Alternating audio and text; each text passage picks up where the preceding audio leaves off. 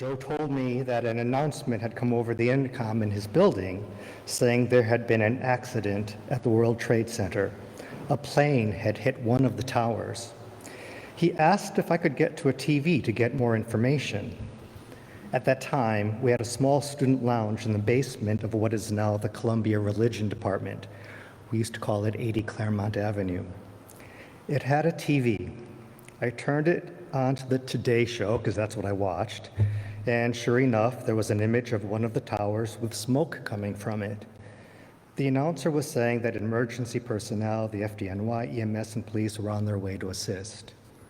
While I was watching that news, we could see a second plane approach and crash into the second tower.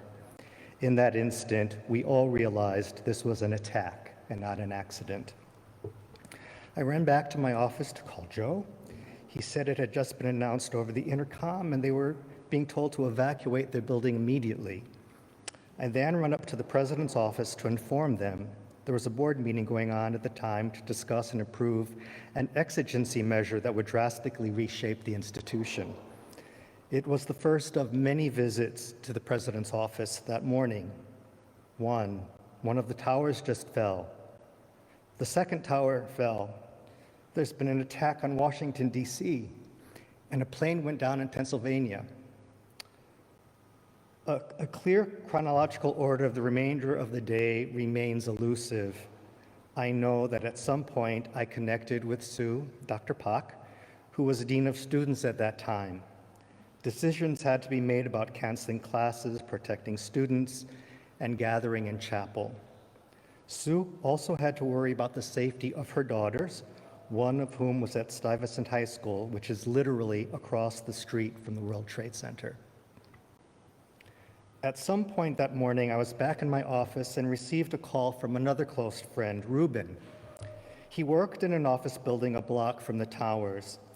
He said he was at a payphone, had been in a long line for some time, and asked me to call his mother to let her know he was safe.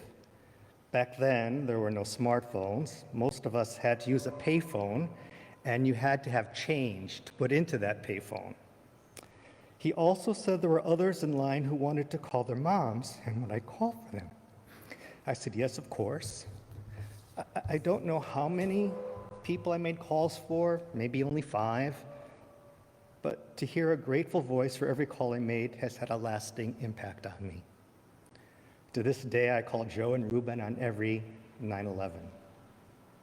At some point that morning, I was contacted by the police to go to the 26th precinct on 126th Street to pick up a walkie-talkie. One thing I also did was I oversaw security at that time.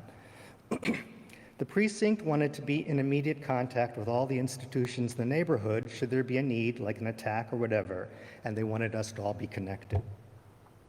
On my way to the precinct, I remember the streets being jammed with cars. Manhattan had been shut down. No one was allowed to leave the island. Bridges were closed. Public transportation was stopped. But I also remember it was a beautiful day, clear blue sky, not a cloud in that sky. Our entire community met in this very room at noon to pray, to cry, to comfort each other, to try to understand what was happening to our city and our country. There was also concerned voice for the Muslim members of the city who would most assuredly be targeted and harmed because of this attack. Sue reminded me that later that afternoon, while the faculty were meeting in the Bonhoeffer room, we sat in the quad and each smoked a cigarette. We do not smoke. But we were so stressed out at that point that she had borrowed a couple cigarettes from a colleague. So there we sat for a few minutes, smoking cigarettes and planning for what we needed to do for the remainder of the day. 2 final remembrances. At some point in the late morning or early afternoon, streams and streams of people started walking past the seminary, walking north, walking home, walking away from all the destruction in Lower Manhattan, and that went on through the early evening. Later that night, I opened my home to students to gather and to watch the news on TV. And at that time, I lived on the McGiffert roof, so I had access to the terrace and I had a little garden. And And so it felt like it was a good place to gather. We must have had food, since Sue would never allow a gathering without food being present to make sure students ate. But I don't remember how we got that food. What I do remember is the feeling that we all needed to be together that day and for the many days that followed. We couldn't absorb what had happened and couldn't comprehend the images we were seeing on the television. And we couldn't do that alone. We needed each other.